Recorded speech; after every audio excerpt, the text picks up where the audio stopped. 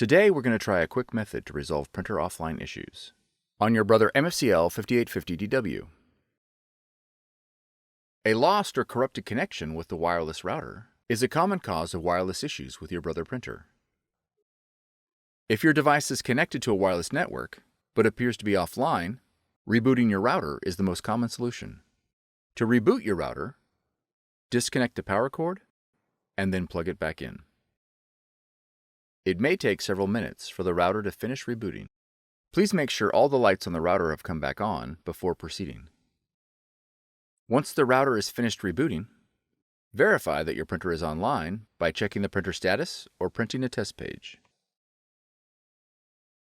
For more tutorials, FAQs, and videos, visit us at www.brother-usa.com. If you found this video helpful, be sure to subscribe. Thank you for choosing Brother.